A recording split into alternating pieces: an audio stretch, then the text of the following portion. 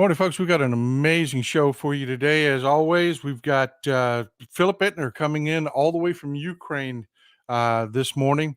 We've got updates on Enrique Tarrio's sentencing and the Ken Paxton impeachment. There's just so much there. Let's get into it. Let's get into it. Grab your coffee, grab your pen and paper for the roundtable at the end of the show.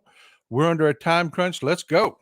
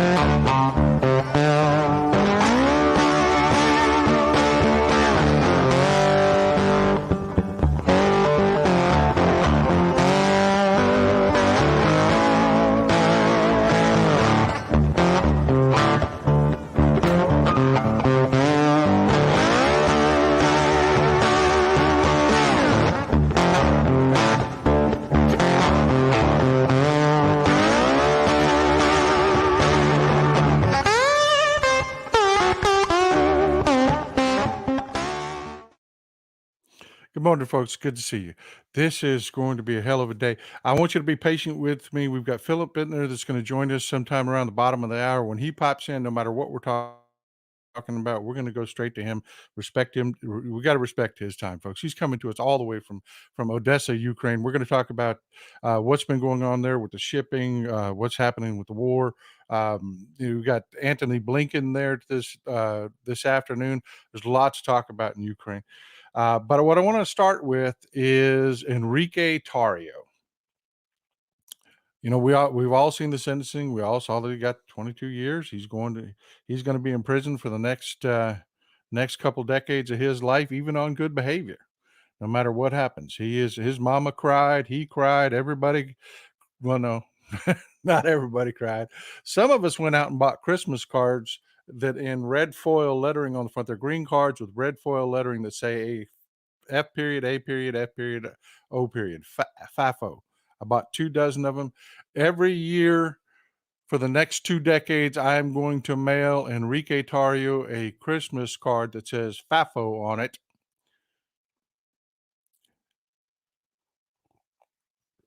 And on the inside, I'm going to write Tots and Pears. Love, Texas Paul. So, yeah. But the right wing is really not taking you. Oh, by the way, I wanted to tell you, a lot of folks wanted the Pothead cups. We've also got the Woke AF cups and the Texas Paul cups available.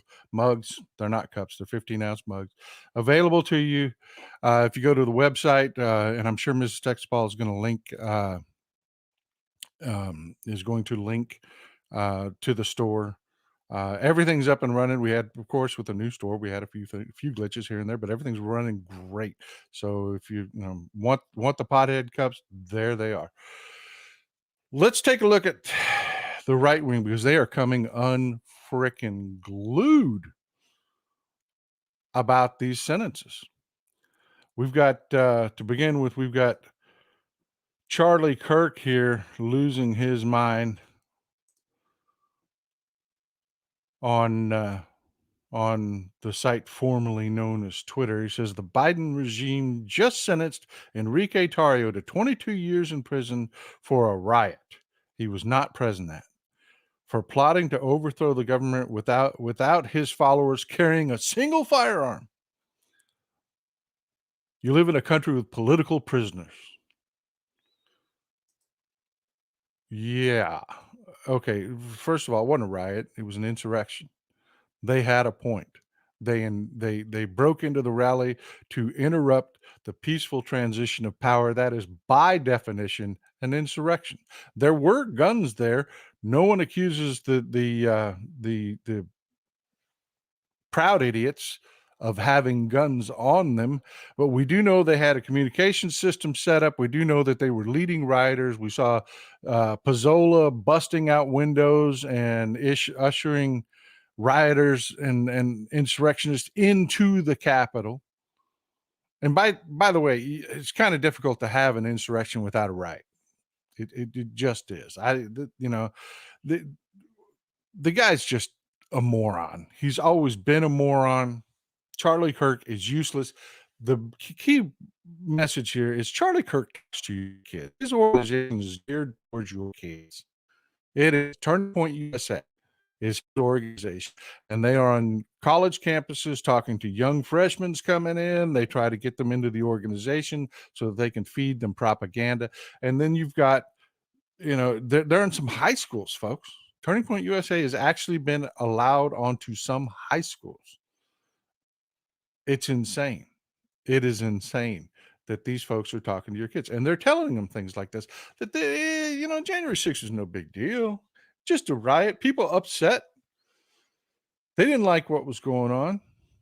Well, folks, when you don't like the results of an election and you get upset and you go break into the Capitol building, whether it's the U.S. Capitol building or the state Capitol building, to interfere with the certification of an election, because remember, January 6th wasn't picked willy-nilly. I mean, that was the day there to certify the election. They keep kind of trying to leave that out. Folks, that's an insurrection by definition. And he's like, well, they didn't have guns. Well, there were guns there. We know that. We know that from the January 6th hearings. I was a part of the Midas Touch Network's Roundtable on the January 6th hearings. We played the audio from the DCPD and where they were identifying individual people with weapons. We know that they took and put spear points on the end of flagpoles so they could stab people. I mean, there were weapons there, bear spray. They had pepper gel. There were bombs back in a guy's car that they found. No freaking guns, my ass.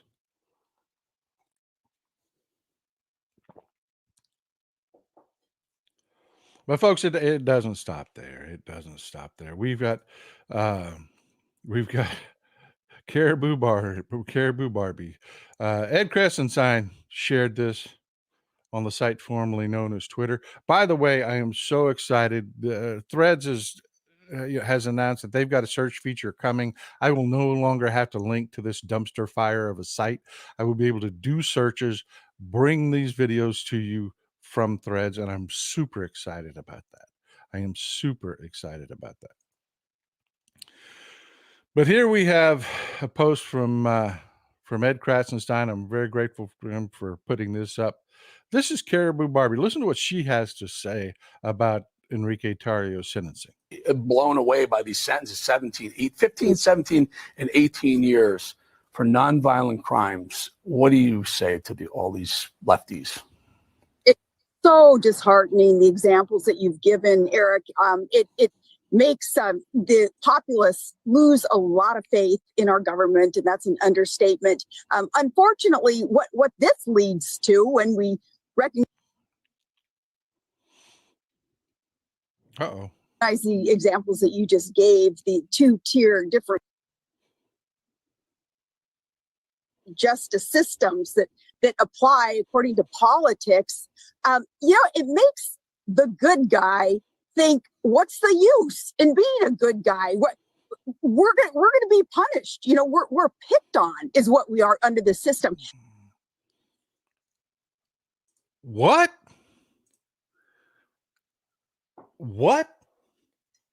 The good guys? The guys that vandalized our Capitol? The guys that, pardon the expression, but crapped and pissed all over our Capitol? That tried to end our democracy?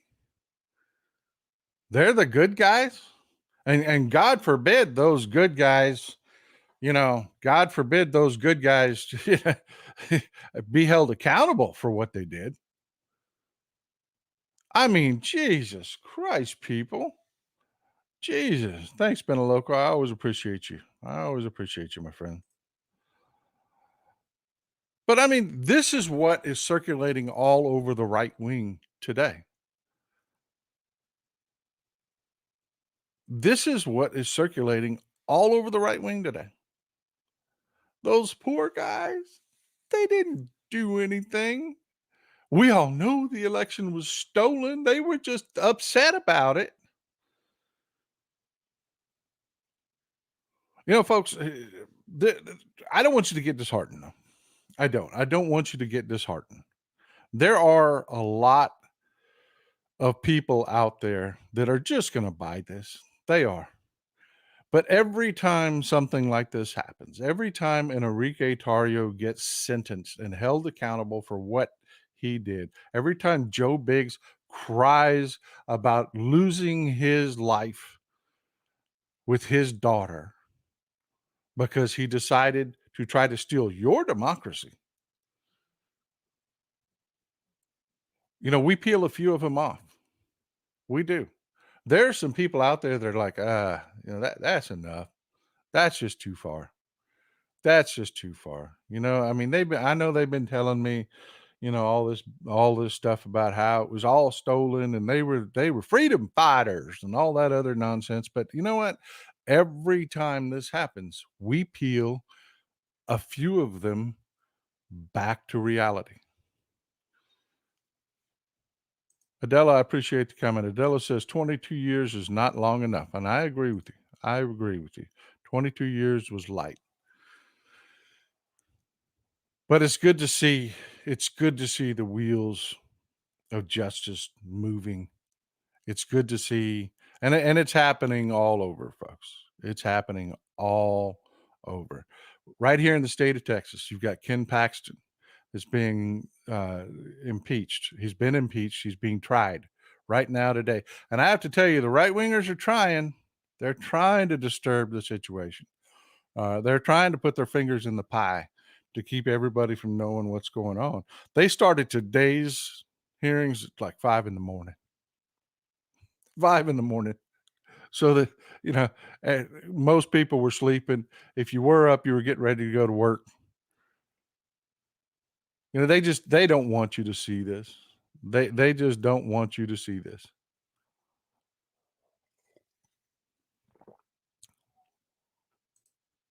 They don't want you to see what's going on down there in Texas because it's bad, folks. I mean, it is bad. Down there in the Capitol, what they're trying Ken Paxton for, and that's the stuff that I just have to say. You know me, I rail against the corporate media. I just absolutely rail against the corporate media. But they are really doing an injustice here. What Ken Paxton's done is huge. We had a real estate developer down here by the name of Nate Paul. And he was running around, you know, it's kind of like that whole Bitcoin thing where everybody was, you know, just Wild West investments and nobody was paying attention and you know, you got this real estate developer that's going out, he's getting loans, he's using counterfeit documents to get loans, he's claiming he has, you know, revenue that he doesn't have. You know, bank accounts saying he's got millions. He produces false documents claiming he has millions of dollars in bank accounts when he's really only got 13 grand in the bank. And he took those loans and he parlayed them into a bunch of prime Austin real estate. And man, I tell you what, everybody bought into it. Everybody bought into it. This is a piece from Forbes India.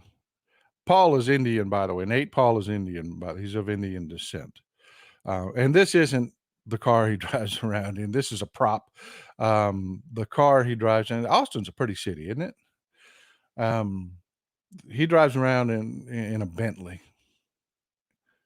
And that's how, you know, that's how it started, folks. I mean, you got this guy who's misrepresenting his value, his cash flow. I mean, it sounds a lot like Trump. I mean, because he's doing the same things, which makes me wonder why everything that's going on in New York with Tish James is civil instead of criminal, because this is criminal.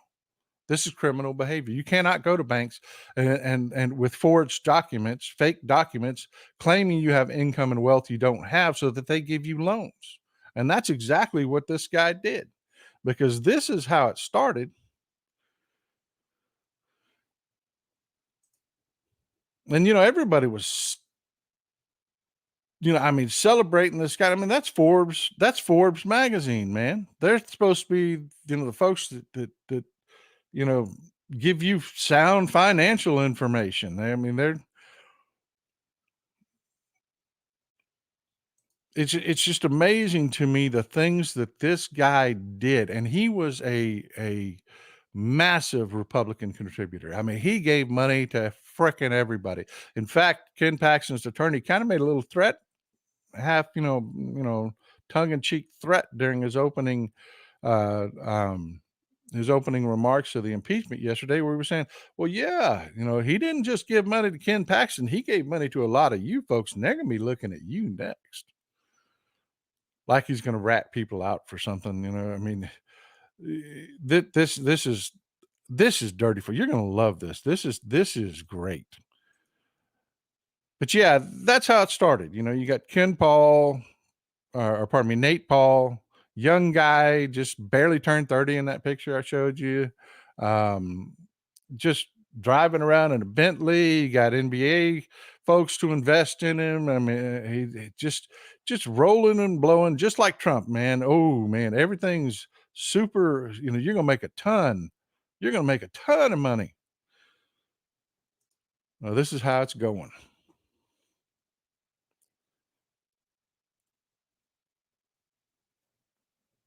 Nice mugshot, huh? Why does so many Republican donors and Republican politicians and Republican activists all end up with mugshots? But yeah, when it all finally, the wheels start coming off of it. Exactly, Catherine Sofakis makes a good point here. Like Enron. I appreciate that comment, Catherine. That's exactly right. Just like Enron. You've got a guy that's inflating his assets. He's got people investing in him. And finally, a charity, a charitable trust invests with him. And he made same thing, false assertions about the value, the money they'll make, this, that, and the other. Well, this trust is actually founded by some folks around here that have means. I mean, these folks are loaded, and they've got lawyers. And they found out that what Nate Paul was telling them was bull. Just a big old pile of bullshit. So they sued him to get their money back. And in comes Ken Paxton. One of the things he's charged with in his impeachment is he used his office against the Mitty Foundation. The Middies were the victims here. Now, I don't like these people. They're a bunch of right-wing turds as far as I'm concerned, but they were the victims here.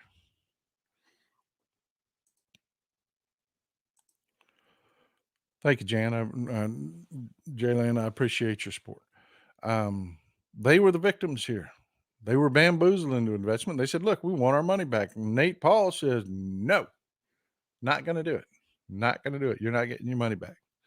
So they sued him.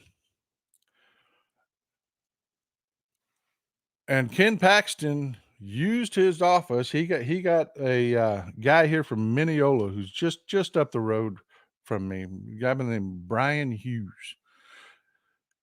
He's a state rep down in, from Mineola, to make a request. It was a straw request. He really had no interest in it whatsoever, about what was going on with the Mitty Foundation, so that Ken Paxton's office could intervene and issue a legal opinion on Nate Paul's behalf while he's being sued by this, the actual people that Ken Paxton was supposed to represent, the people that were defrauded. No, Ken Paxton uses his office to defend Nate Paul, a donor. A guy that we're finding out later is actually just straight up bribing the guy. Sherry Foster, hi, Texas Paul. We can see what's going on from the other side of the moon. Yeah, tell me about it. Tell me about it. So it gets better, folks. It gets way better. Folks that work in the, a lot of people, they're like, oh, it's Texas. Of course. No, a lot of people in Texas are just good people, man. They're just good people. And a lot of folks that work in the Attorney General's office, they're not partisans. They're just people. And they're like, no way, no how. This guy, Nate Paul, we've looked into him. He's a crook. We are not working on behalf of this guy against the Mitty Foundation. That's not our place. It's not what we do. It's criminal. We're not doing it. So Ken Paxton turns around and hires outside counsel to do what he wants done. He hires a guy by the name of Brandon Comack.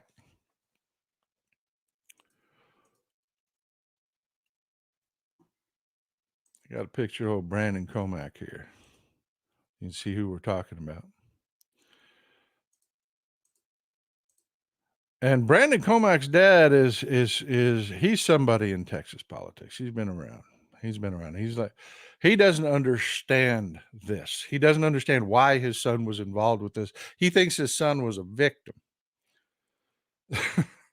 Everybody's always a victim when they're Republicans, It just gives them. The guy on the left is Brandon Comack. The guy on the right, that's an old picture of Nate Paul.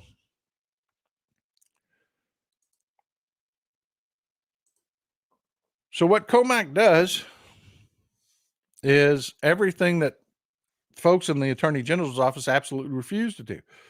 Nate Paul gives Brandon Comack, who's operating under the color of law, calls himself a special prosecutor, even though he was just outside counsel, gets subpoenas, and those subpoenas were written by Ken Paxton. Nate Paul gives Brandon Comack a list of people that are suing him, that he's having difficulty with. And eventually he even goes after the FBI. Because, the FBI is looking at this now. The folks that Ken Paxton wanted to commit crimes on his behalf would not do it. They issued a statement. And this is where it's hilarious. Ken Paxton's defense, he ends up firing all these people. So they turn around and they sued him for wrongful termination. Well, they all went to the FBI and said, look, this is what we know. This is what's going on. The FBI is all over Nate Paul now, looking at, it's just blowing up in his face. Do you think Ken Paxton runs for the hills and cuts his losses? No. He has Brian Comack looking at the FBI. He has a Texas Ranger who is testifying against Ken Paxton deliver investigative material to Nate Paul.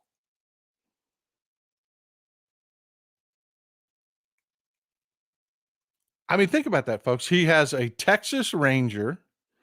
He gives them investigative material and tells them to take it to Nate Paul, he gives an account of meeting Nate Paul's representative in an alley at night. Yeah, that sounds like a legit thing to be doing.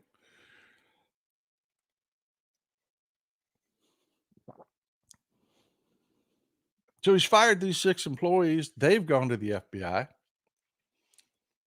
The Mitty Foundation ends up going to mitigation and wins because it turns out, Nate Paul is a crook.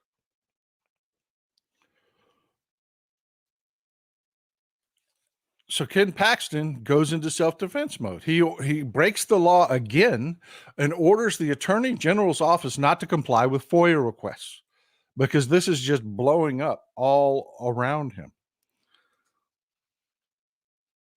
And you'd think at that point,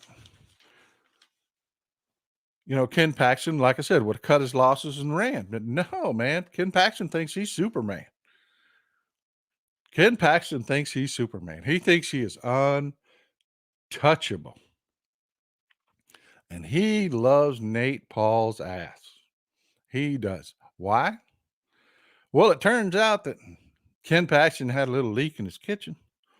So he filed a claim with his insurance company, and they gave him a little claim to repair the damages. All of a sudden, Ken Paxton's having massive renovations done to his house. And guess who the contractor is? Nate Paul.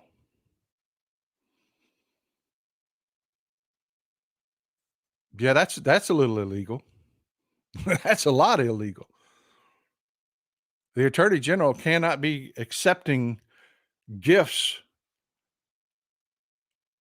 from people that have disputes going on that he should be prosecuting. He should be investigating, but no, he's fighting the federal government. He's fighting the Biden administration at every turn. He's not representing people like the Mitty Foundation, who are actual victims.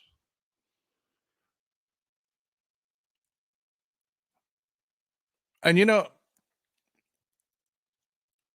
the defense for this is, well, the contractor on the job actually wasn't Nate Paul. I'm going to provide checks that show, Tony Busby, I swear to God, showed up in trial orange. I mean, frickin' orange.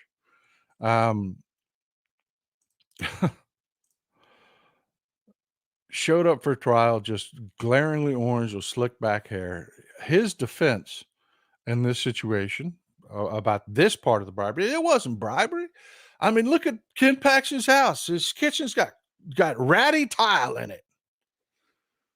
I'll show you where they went and looked at granite countertops that were just thousands and thousands of dollars, and they didn't get that put in. If it was a bribe, surely they'd have got the granite. The bottom line is, folks, if you have a commercial contractor come into your home, use favors to get subcontractors to come in and do work at your house for far under market rates, that is a bribe. It does not matter if you wrote the check to the subcontractor. It does not matter who you wrote the check to. And that is their defense. Well, we're going to prove that the money left Ken Paxton's account and went to this contractor over here that was totally not Nate Paul. Well, let me tell you how this works. I've told you before, my son is in the construction business. He has sent people to me before to hire that do good work for me, because they do a lot of work for my son.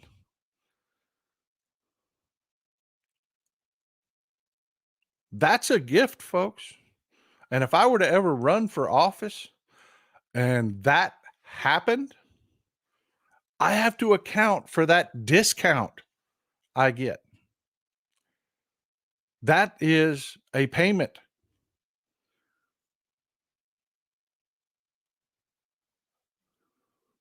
Folks, it's just one thing after another, after another, after another. And they're trying to say, well, it's political. You got his attorney. I swear to God, his attorney went on the news yesterday and said, this is all political. And and you've got the prosecution saying, look, this isn't political. It's just the law. Well, impeachments are. I'm gonna disagree with the prosecution. The impeachments are inherently political. But Ken Paxton's attorney went on TV and said, to say this is not political is like saying, is when your husband tells you that he goes to the strip club for food because the food's good. That's why he's at the strip club. Not hyperbole, folks. I was trying to get you the video, but I'm having a hard time finding the video. It was on the news yesterday. Next week we'll get it for you. But yeah, his attorney literally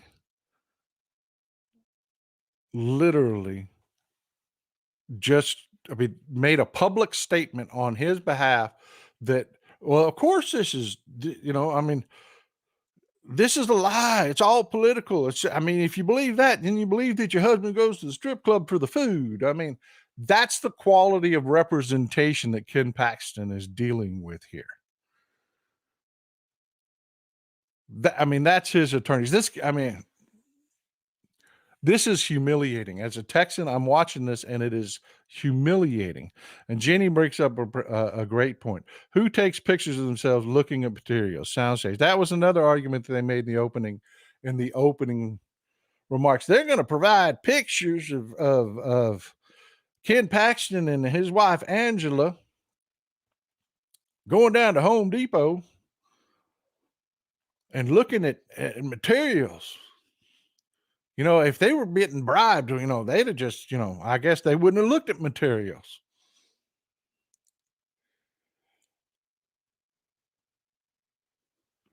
But they decided not to go with the granite, so it couldn't have been a bribe.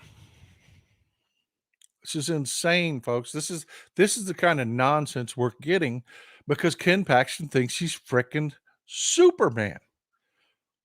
And I guess I kind of know why.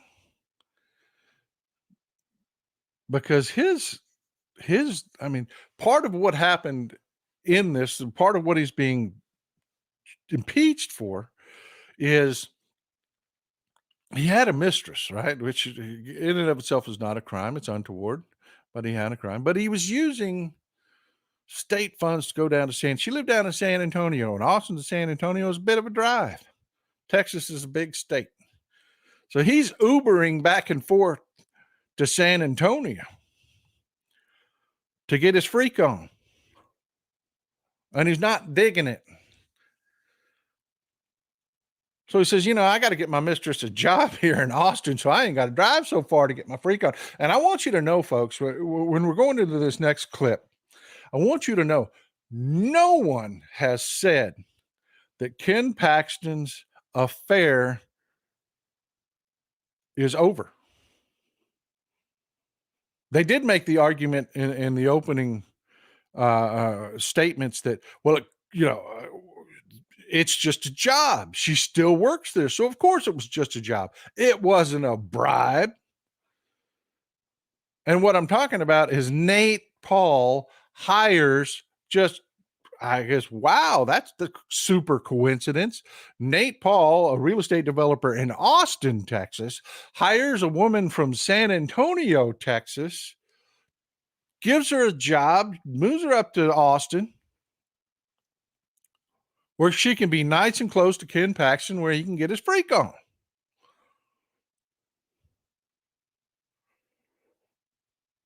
But it's not a bribe because she still got the job.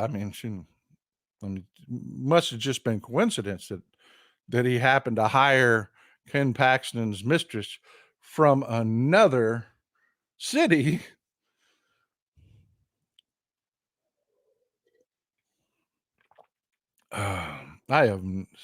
Richard Gallego says it's 45-minute drive from San Antonio. I have never made San Antonio to Austin in 45 minutes.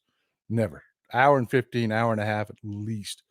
Unless you do it at like the middle of the night and you're doing 90 miles an hour and there's no traffic because there's congestion on 35. This Highway 35 runs from San Antonio to Austin, or you can take 281 out in the hill country, and that's a long roundabout way to go. Either way, 35, you hit the river in South Austin, you are stuck. You're done. You're done. Get to downtown office where Ken Paxton is. It's an hour and a half. At least. And he did not want to make that drive. So anyways, I want you to consider that for a second. I just want you to think about that situation. This is not disputed. We know that Nate Paul hired his mistress. According to Tony Busby, Ken Paxton's attorney, she still works for Nate Paul. Well then, day before yesterday, this happened.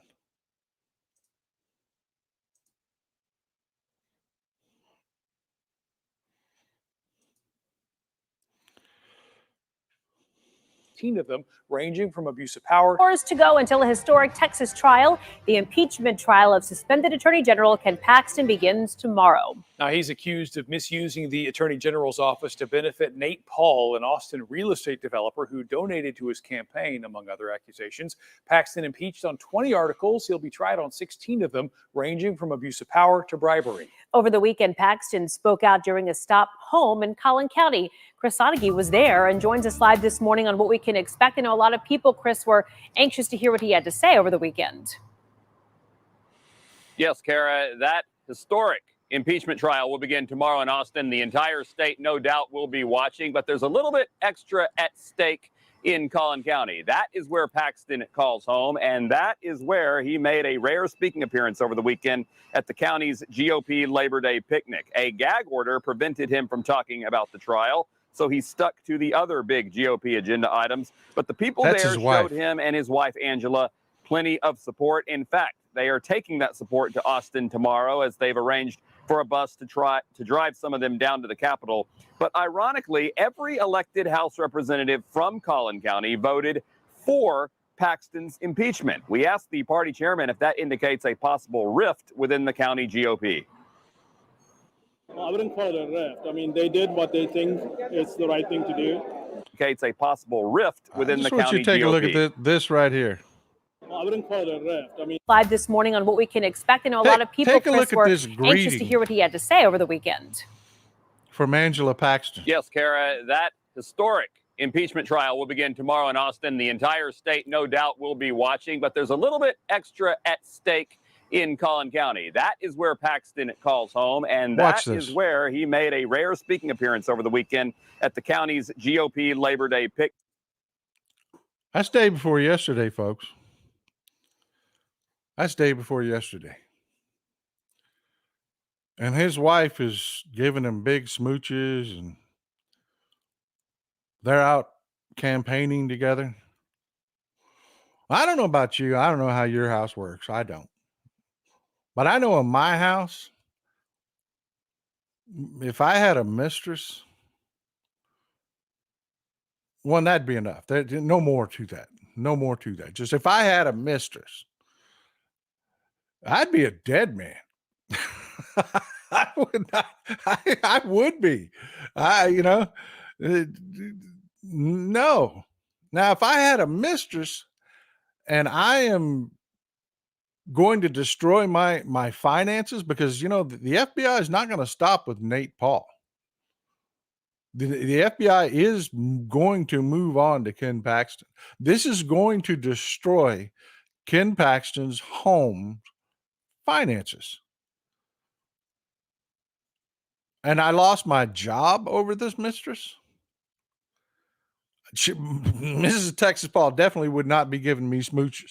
We would not be doing anything. We wouldn't be going to frickin' Walmart together, much less getting up on stage. That's how gross Republicans are. That is how gross Republicans are. Those two are just playing nicey nice like nothing happened, while she's being humiliated all over the world stage. Wait a minute. There it is. That's his wife. That was his wife you saw him kissing there. They are campaigning together. She is supporting him in this impeachment. She's a state senator. And she's fighting for him in this impeachment openly. It's insane. It is crazy. These people are disgusting. This is why Ken Paxton thinks that he can get away with this stuff. This is why Republicans think they can get away with this stuff. Because they live in these worlds that don't have morals.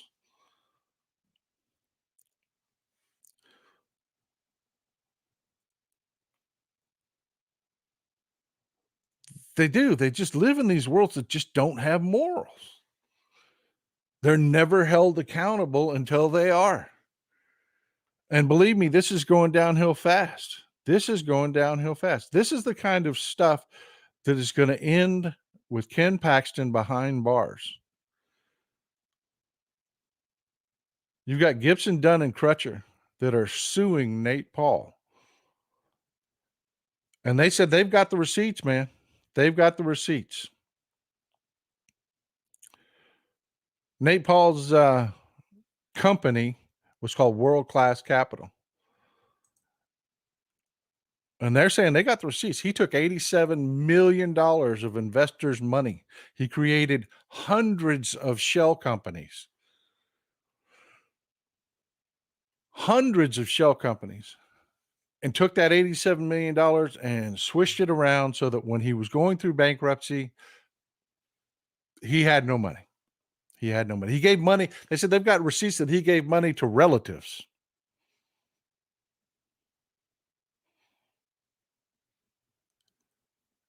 And the FBI is on him. You've got some of the most powerful law firms in the country that are on Nate Paul. They are absolutely cooperating with the FBI. This is not going to end with Nate Paul. If Nate Paul is bribing Ken Paxton to run defense against the FBI in these cases, Ken Paxton's going to jail, folks.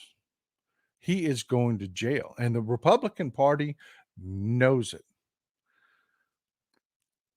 Yesterday, we had 6 representatives.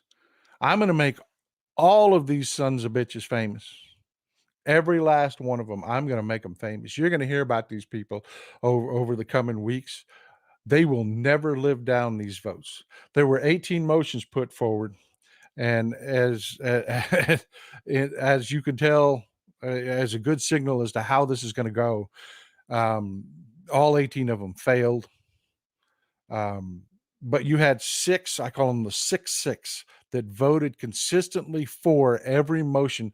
You know, Ken Paxton was filing ridiculous motions. A motion that basically said the prosecutors had to lay out in their impeachment. We can't have this impeachment. We have to have an impeachment where, in order to actually, charge him, they have to lay out every bit of evidence, cross every T, dot every I, give him every bit of information ahead of him. Well, no, that's what happens in trial. That's what happens in trial. This is not what happens when you impeach a person. But Lois Colcourse from the 18th district, Bob Hall in the 2nd district, Paul Bettencourt. And I'm going to start putting these people's phone numbers out, and we're going to start blowing their phones up. Brandon Creighton of the 4th district, Tan Parker of the 12th district, Donna Campbell. Donna Campbell, her district, the 25th district. Do you remember where the Biden bus was attacked going up Highway 35? That's Donna Campbell's district. That is Donna Campbell's district. That's who these people are representing. That's why they think they can get away with this. Because their voters have no morals. Nobody holds them accountable. But these 6, Lois Colcourse, Bob Hall, Paul Bettencourt, Brandon Creighton, Tan Parker, and Donna Campbell all voted for these amendments. But that was the only support he had. Except for these 4. These 4 floated in and out on different amendments. I mean, he filed motions to have, the impeachment just thrown out. Just stupid stuff, man. Just stupid stuff, one after the other. But then you had Charles Perry of the 28th district that voted in and out on different motions. You had Kevin Sparks of the 31st district that voted in and out. You had Charles Schwertner of the 5th district that voted in and out on some, they filed motions on different articles of impeachment to dismiss them. And some they voted for, some they didn't. In and out. They never really voted. They only voted as a block one time. Brian Birdwell of the 22nd district came in and voted. And you have to keep in mind, folks, it takes 21 votes out of 30. 21 votes out of 30, and he's out of a job. This is the support he's got Ken Paxton's got going in to this impeachment. These, the 6 are the ones that are with him no matter what. The other 4 will not be. They will not be. The GOP is trying to cover this up. Like I said, they're starting the impeachment this morning at 5 a.m. in the morning and wrapping it up before most people can see the live feeds. They're trying to keep this from coming to public, to your eyes. But I promise you, we are going to bring it all to you. We're going to bring it all to you. And by the time we're done, Charles Perry, Kevin Sparks, Charles Schwertner, and Brian Birdwell will not be voting with Ken Paxton. He is going to be impeached because they know if they miss this opportunity to separate themselves from Ken Paxton, they're going to wear everything that comes out from the FBI investigation of Nate Paul. Because like Ken Paxton said, these people took donations from Nate Paul. Great way to open yourself up to charges yourself would be to interfere with an FBI investigation of Nate Paul. He is going down. He is definitely going down. Well, folks, I'd hoped to have Phillip Ittner here today. Something must have happened. He wasn't able to pop in. But I just want to give you some updates on what's going on in Ukraine. We're running really short on time. It is Wednesday. Happy Hump Day. We've got Hal Sparks and we've got Tony Michaels coming up here at the 11 o'clock hour Central. So really, folks, I just want to get to this real quick and then we'll get to the roundtable discussion. I could talk about Ken Paxton some more. We're going to have more on Ken Paxton and what's been going on future shows. But right now, we really need to talk about what's going on in Ukraine. The defense minister in Ukraine has been replaced. The guy by the name of Reznikov. In the last couple of days, he was replaced by a guy named the name of Rustin Umarov. Umarov is a good guy. He's a straight up guy. He is made his bones doing prisoner swaps with the Russians. Reznikov got exposed as being involved in some corruption with defense contracts during the war. The old Soviet way of doing things. And I've got to tell you, Ukraine is a new place. It is not the old Soviet Union anymore. It's just not.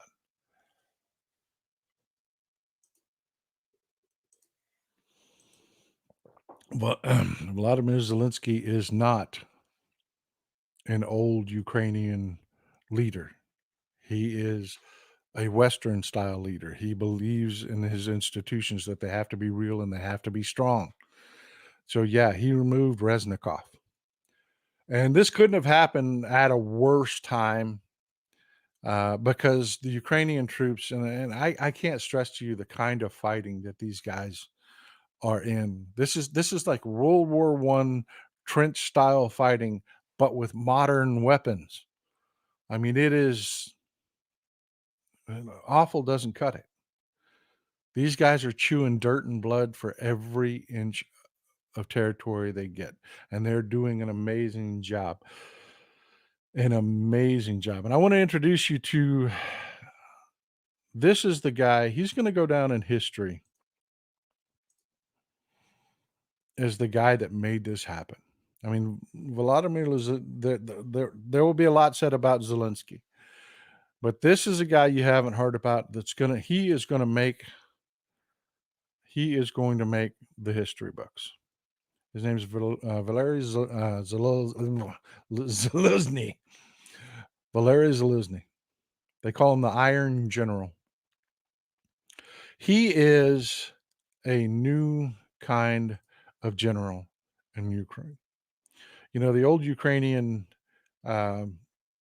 military, used to operate on the Russian example. You really didn't use non-commissioned officers. You didn't really use, you know, your sergeants didn't mean much in the Russian military. Zaluzny is not that kind of general. It's kind of like in World War II, you had the Russians that were just stalled in Stalingrad. They had, the Germans were advancing across the city. They replaced their general with Georgy Zhukov, and Zhukov said, look, the first thing we're going to stop doing is we're not going to throw waves of men at the Germans, and we're damn sure not going to shoot our own people if they try to retreat. That stops today. This is the kind of titanic change that Zaluzny represents in Ukraine, and it shows, man.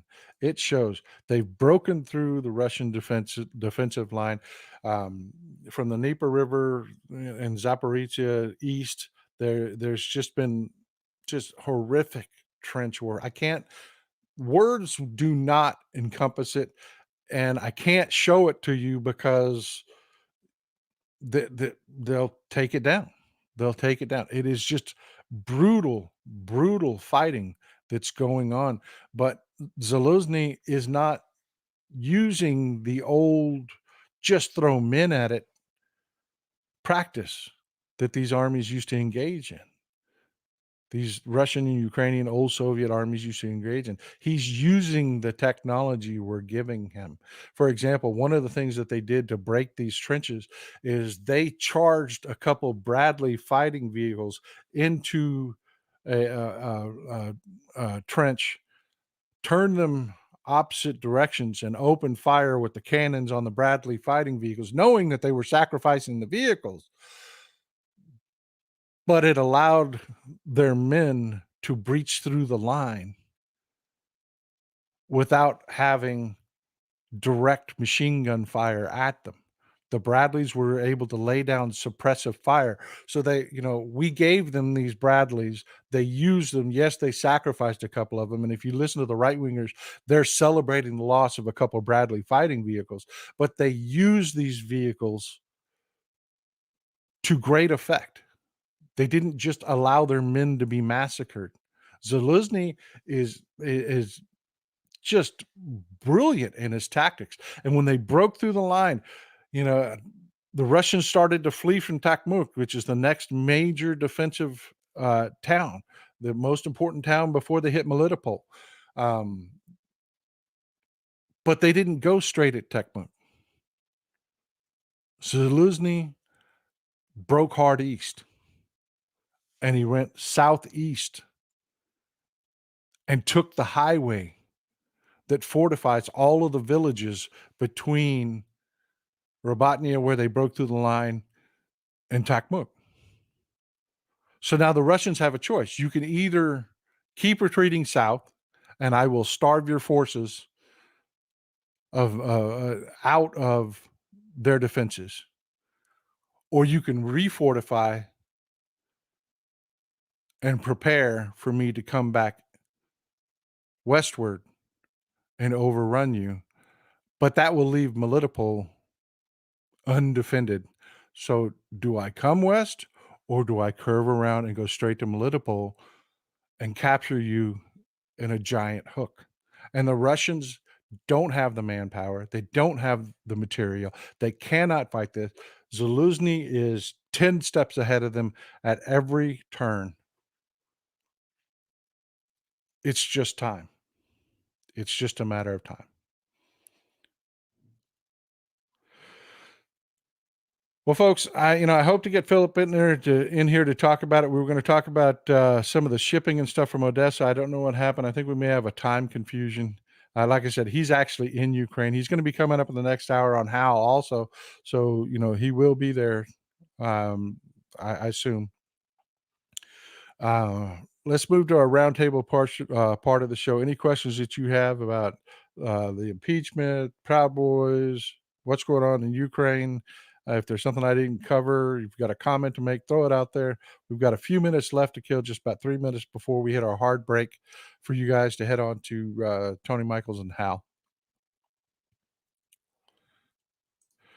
Great question. Suburban Housewife asks, Send planes to Ukraine. Why is it taking so long? Again, there is the problem that we have with the fact that the Ukraine used to be a Russian ally.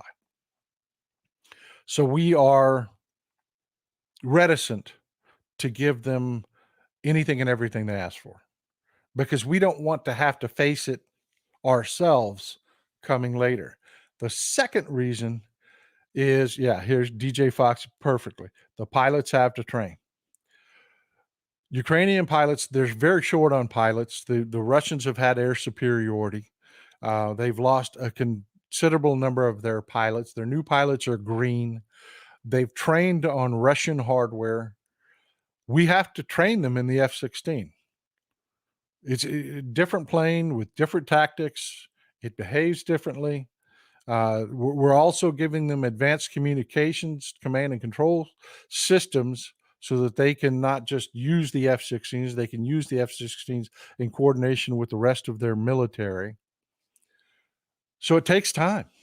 It takes time. The decision to do it took time because we needed to make sure it was the right thing to do because we don't have the best history with Ukraine, to be honest with you. We don't. Things are looking up, and the things that Zelensky's doing, I mean, like removing Reznikov is huge. Is huge. But yeah, that's why it's taken so long. That's why it's taken so long, folks. And rightly so. I mean, you don't want to make decisions like that overnight. What's going to happen here? Let me leave you with this. What's going to happen here in Ukraine? The Russians are desperately trying to hold on to every bit of territory they can. The Ukrainians are desperately trying to cut supply lines. That's their number one objective. The Ukrainians would love to take Melitopol because Melitopol means that they will take the Ukraine. But if they can take the territory that the Russians have to use to supply Melitopol, that is good enough because winter is coming. And general winter is brutal.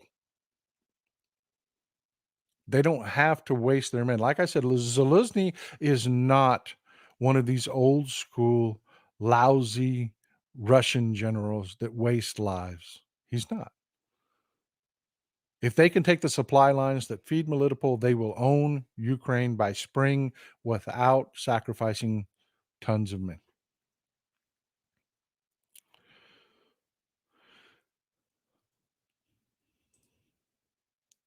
Daniel, they'll put links up in the chat for you, and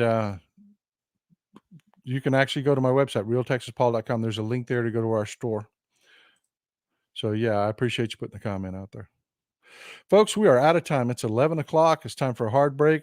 Time for y'all to go to Hal. Time for y'all to go to Tony. I appreciate you being here. I hope I've given you some information, something to chew on, something to think about. It's been wonderful. I am so glad to have spent time with you. It always lifts me up. You are the best people. I appreciate you. Y'all have a wonderful day.